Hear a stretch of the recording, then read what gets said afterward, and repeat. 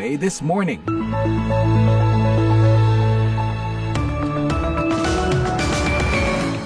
Dari ibu kota Amerika, Washington DC. Halo, selamat pagi pendengar. Apa kabar hari ini? Rabu 18 Desember 2024. Kembali VOA This Morning menemani Anda mengawali pagi. Kami akan menyajikan laporan antara lain terkait situasi di Suriah. Badan Investigasi PBB berharap bisa mengirim tim ke Suriah untuk mengamankan bukti-bukti kejahatan rezim Assad. Our first priority would be to go and try and scope the extent of the issue. Laporan dari Indonesia pagi ini masih terkait Suriah. Kementerian Luar Negeri menyampaikan bahwa sejauh ini sudah 65 warga Indonesia yang dievakuasi dari Suriah. Operasi evakuasi lainnya akan dilakukan bila perlu. Evakuasi WNI yang sudah kita lakukan, alhamdulillah 65 WNI kita telah tiba di Indonesia. Kami akan menyampaikan pula laporan dari dalam negeri Amerika mengenai drone-drone yang berseliweran di atas New Jersey dan New York. Apakah pesawat nirawak itu milik Pentagon ataukah UFO? Ikuti laporannya nanti. Saya Karina Amkas. Yuk kita buka jendela VOA This Morning dengan berita dunia disampaikan Puspita Sariwati. Ukraina hari Selasa mengaku membunuh seorang jenderal senior Rusia di sebuah jalan di Moskow dengan ledakan bom jarak jauh yang disembunyikan di skuter di luar gedung apartemennya. Letjen Igor Kirillov, kepala pasukan perlindungan nuklir, biologi dan kimia militer, tewas ketika ia berangkat ke kantornya, seperti juga asistennya. Beberapa negara termasuk Inggris dan Kanada mengenakan sanksi kepada Kirillov, 54 tahun, atas tindakannya dalam perang Moskow yang berlangsung hampir 3 tahun di Ukraina. Dinas Keamanan Ukraina atau SBU mengadakan penyelidikan kriminal terhadapnya, menuduh Kirillov memerintahkan penggunaan senjata kimia terlarang. Seorang pejabat SBU mengatakan badan itu berada di balik serangan itu. Pejabat menggambarkan Kirillov sebagai penjahat perang dan target yang sah. SBU mengatakan pihaknya mencatat lebih dari 4.800 kejadian ketika Rusia menggunakan senjata kimia di medan perang sejak invasinya ke Ukraina. Pada Mei, Menteri Luar Negeri AS mengatakan pihaknya mencatat penggunaan racun kloropikrin, racun gas yang pertama kali digunakan dalam Perang Dunia Pertama untuk melawan pasukan Ukraina. Rusia membantah menggunakan senjata kimia apapun terhadap Ukraina dan sebaliknya menuduh Kiev menggunakan bahan-bahan beracun dalam pertempuran. Amerika hari Selasa menjatuhkan sanksi terhadap 2 orang dan 1 entitas yang berpusat di Uni Emirat Arab atau UEA. Mereka dituduh terlibat dalam jaringan pencucian uang jutaan dolar yang dihasilkan oleh pegawai IT dan kejahatan dunia maya untuk mendukung pemerintah Korea Utara. Departemen Keuangan AS mengatakan kedua orang yang dikenai sanksi itu bekerja melalui perusahaan yang berpusat di UEA. Perusahaan itu melayani pencucian uang dan penukaran mata uang kripto yang menyalurkan hasil ilegalnya kembali ke Pyongyang.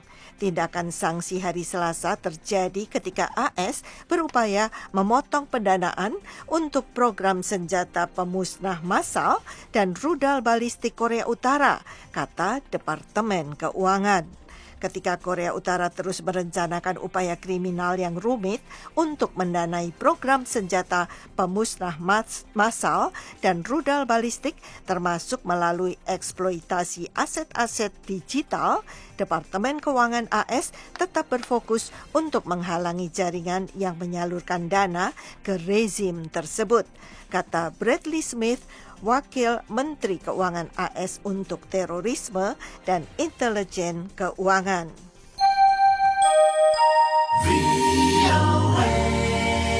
Pendengar, para pembuat peraturan Uni Eropa mengatakan hari Selasa mereka sedang menyelidiki apakah TikTok melanggar peraturan digital. Blok itu karena gagal menangani resiko-resiko atas pemilu presiden Rumania dengan adanya kekacauan akibat tuduhan pelanggaran pemilu dan campur tangan Rusia. Komisi Eropa meningkatkan pengawasannya terhadap media sosial populer yang berbagi video itu setelah Pengadilan Tinggi Rumania membatalkan hasil pemungutan suara putaran pertama yang menyebabkan kandidat sayap kanan yang tidak dikenal bisa menjadi kandidat terdepan. Pengadilan mengambil keputusan yang belum pernah terjadi sebelumnya setelah pihak berwenang di Uni Eropa dan negara anggota NATO menggantikan dokumen-dokumen yang menuduh Moskow menggelar kampanye media sosial untuk mempromosikan kandidat Kelin Georgescu. Media pemerintah Rusia mengatakan diperkirakan sebanyak 3.700 ton bahan bakar minyak tingkat rendah tumpah di Selat Kerch setelah 2 kapal Rusia rusak parah akibat badai. Kedua kapal itu, Volgonnev 239 dan Volgonev 212, mengangkut sekitar 9.200 ton mazut, produk minyak berat dan berkualitas rendah. Rekaman media sosial dari keempat kejadian menunjukkan cairan hitam muncul di antara ombak. Kementerian Situasi Darurat Rusia mengatakan operasi penyelamatan darurat dilancarkan hari Minggu setelah kedua kapal itu mengirim sinyal bahaya dan 1 kapal tanker kehilangan haluan. Sekian berita dunia, Puspita Sariwati, VOA, Washington. VOA This Morning, selepas berita dunia, kita langsung ke Indonesia. Kementerian Luar Negeri, Kemenlu, terus berupaya mengevakuasi warga negara Indonesia atau WNI yang masih berada di Suriah pasca digulingkannya pemerintahan Presiden Bashar al-Assad. Sejauh ini, 65 WNI sudah dievakuasi dan operasi evakuasi lainnya sedang dipersiapkan.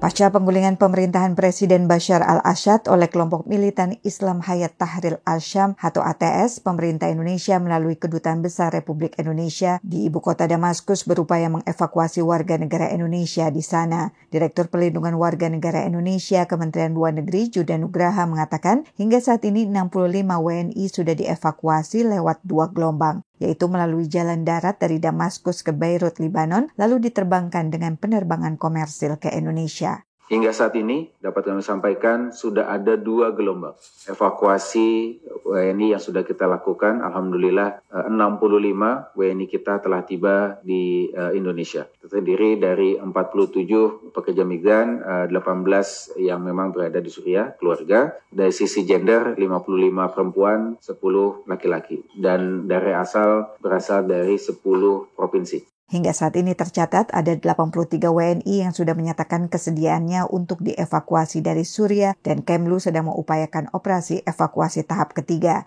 Juga menghimbau seluruh WNI yang berada di Suriah untuk melapor ke KBRI Damaskus guna memastikan pelindungan dan keselamatan mereka. Sejauh ini KBRI Damaskus juga telah berfungsi sebagai shelter atau tempat penampungan sementara WNI yang berlindung dari konflik di negara berpenduduk 25 juta jiwa itu. Lebih jauh, juru bicara Kemlu Rolian Syahsumirat mengatakan Indonesia yang senantiasa mendorong penyelesaian politik yang inklusif dan melibatkan semua pemangku kepentingan mendukung inisiatif PBB untuk menghidupkan kembali perundingan damai di Suriah. Indonesia selalu konsisten untuk mendorong agar seluruh pihak yang ada di Suriah segera dapat menghentikan kekerasannya, menghormati gencatan senjata dan mematuhi berbagai resolusi Dewan Keamanan PBB yang relevan terkait dengan konflik di Suriah. Pengamat hubungan internasional di Universitas Pajajaran Arvin Sudirman mengatakan jatuhnya rezim Assad ini akan berdampak luas ke Timur Tengah, terutama karena kuatnya tarik-menarik di antara Rusia dan Amerika yang sama-sama memiliki pangkalan militer di sana. Juga pengaruh luas Turki pada kelompok-kelompok di dalam Suriah. Berbeda dengan kelompok pemberontak ISIS atau negara Islam Irak dan Suriah yang menguasai sebagian Suriah dan Irak pada tahun 2014, kelompok pemberontak yang menguasai Damaskus saat ini murni ingin menggulingkan Assad tanpa pretensi menyebarluaskan ideologi ekstrem, tambah Arvin. Para pejabat di Washington telah mengindikasikan bahwa pemerintahan Biden sedang mempertimbangkan untuk menghapus sebutan teroris terhadap kelompok militan Islam Hayat Tahrir al-Syam atau HTS yang menggulingkan Assad. Dari Jakarta, Fatia Wardah melaporkan untuk VOA Washington. VOA This Morning, kita ke laporan lain masih terkait Suriah. Badan Investigasi PBB menyatakan bersedia bekerja sama dengan pemerintahan baru Suriah dan akan pergi ke negara itu untuk mengamankan bukti-bukti kejahatan rezim Presiden Bashar al-Assad. Sementara itu, Badan Pengungsi PBB UNHCR meminta negara-negara agar tidak memulangkan pengungsi Suriah secara paksa dan bahwa mereka masih berhak atas suaka. Kepala Badan Investigasi PBB Robert Petit menulis surat kepada otoritas baru Suriah. Dia menyatakan kesediaan badan tersebut untuk bekerja sama dan datang ke Suriah untuk mendapatkan bukti-bukti yang dapat melibatkan pejabat tinggi pemerintah sebelumnya. Katanya pada Selasa, pemberontak menggulingkan Presiden Bashar al-Assad dari kekuasaan bulan ini, membuka penjara-penjara dan kantor-kantor pemerintah, serta menumbuhkan harapan baru akan akuntabilitas atas kejahatan yang dilakukan selama Perang Saudara Suriah dalam lebih dari 13 tahun. Pada jumpa pers di Jenewa, Kepala Mekanisme Internasional, Impartial dan Independent, IIIM, Robert Petit, mengatakan, Our first priority would be to go and try and scope the extent of the issue. Prioritas pertama kami adalah datang dan mencoba menyelidiki sejauh mana masalah ini, melihat akses apa yang tersedia dan kemungkinan bukti yang ada, serta kemudian kita lihat apa yang sebaiknya kami lakukan untuk mendapatkannya. Badan PBB tersebut dibentuk pada 2016 untuk menyelidiki dan membantu mengadili kejahatan paling serius yang dilakukan di Suriah sejak 2011. IIIM telah mengumpulkan 283 terabyte data dan telah bekerja sama dengan tim jaksa nasional, termasuk tim di Belgia, Prancis, dan Amerika Serikat dalam penyelidikan di Suriah. Petit mengatakan bahwa ada beberapa bukti yang hilang di Suriah dalam masa transisi, tetapi masih terlalu dini untuk mengetahui skalanya. Jadi, kata Petit, ini situasi yang sangat rumit dan tidak menentu. Namun, ada potensi tempat kejahatan tersebut sekarang dapat diakses. Dalam kesempatan yang sama, Direktur UNHCR untuk Timur Tengah dan Afrika Utara, Rima Jamus Imsis, mengatakan bahwa sekitar 1 juta pengungsi Suriah diperkirakan akan kembali ke negara tersebut dalam 6 bulan pertama 2025. Ia meminta negara-negara untuk tidak memulangkan pengungsi secara paksa. We also have to recognize that a change in the regime doesn't mean that there is an end to the humanitarian crisis. Kita juga harus mengakui bahwa perubahan rezim tidak berarti bahwa krisis kemanusiaan di sana berakhir. Warga Suriah di dalam dan luar negeri masih membutuhkan perlindungan dan dukungan. Kemarin, UNHCR memperbarui sikap kami mengenai pemulangan Suriah dan kami telah menyampaikan kepada pemerintah di seluruh dunia, menekankan bahwa tidak seorang pun boleh dipulangkan secara paksa ke Suriah dan bahwa hak warga Suriah untuk tetap mendapatkan akses ke suaka harus dipertahankan. Imsis menambahkan bahwa ribuan orang telah meninggalkan Suriah bulan ini ketika pemberontak merebut kekuasaan dari Presiden Bashar al-Assad. Tetapi ribuan orang juga telah kembali ke negara tersebut, sebagian besar dari Turki, Lebanon, dan Yordania. Karlina Amkas, VOA, Washington. The Voice of America.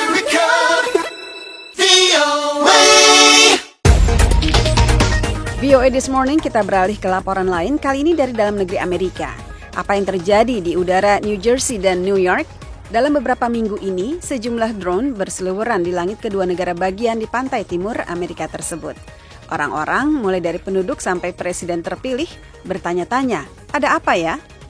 Airlines don't just hang out, and those aren't helicopters. Mengapa sejumlah besar drone tiba-tiba muncul di langit di atas New Jersey? Siapa yang meluncurkannya? Serta mengapa? Ini adalah pertanyaan yang menyebar luas di seluruh Amerika dan juga dunia. Menteri Keamanan Dalam Negeri Alejandro Mayorkas pada Minggu mengatakan tidak ada tanda-tanda keterlibatan pihak asing. Dia mengatakan penguasa sedang menyelidikinya, tetapi sumber daya yang dimiliki hanya sedikit untuk tujuan itu. I want to assure the American public that we are on it. We are working in close coordination with state and local authorities. Saya ingin memastikan kepada publik kami sedang menyelidikinya. Kami bekerja secara terkoordinasi dengan penguasa negara bagian dan lokal, dan penting, sebagaimana kami katakan selama bertahun-tahun, kami membutuhkan dari Kongres wewenang tambahan untuk menanggapi situasi drone ini. Penduduk mengatakan langit yang biasanya kosong dan sepi dalam minggu-minggu terakhir diliputi kesibukan. Christopher Stadulis adalah seorang penggemar dan operator drone di Clinton, New Jersey. So not the size of a commercial airliner, but they're the size of a vehicle. Because if they get lower, they would get substantially bigger. Ukurannya tidak sebesar pesawat komersial, tetapi sebesar kendaraan. Kalau terbangnya lebih rendah, akan terlihat lebih besar. Dan saya bisa katakan, ini bukan sekadar orang menjalankan hobinya. Dan sedemikian banyaknya di seluruh New Jersey. Setiap orang melihat ini selama 3 atau 4 minggu. Bayangkan biaya yang dihamburkan. Juga Presiden terpilih Donald Trump menawarkan teorinya sendiri pada Senin. The government knows what is happening. They know where it came from and where it went. Pemerintah tahu apa yang sedang terjadi. Mereka tahu dari mana asalnya dan kemana perginya. Tetapi untuk alasan tertentu, mereka tidak mau berkomentar. Saya rasa mereka seharusnya lebih berterus terang. Trump tidak mau menegaskan apakah dirinya sudah diberi briefing rahasia seputar isu ini. Kini setiap orang sepakat mereka membutuhkan jawaban. Jimmy Manan, VOA, Washington.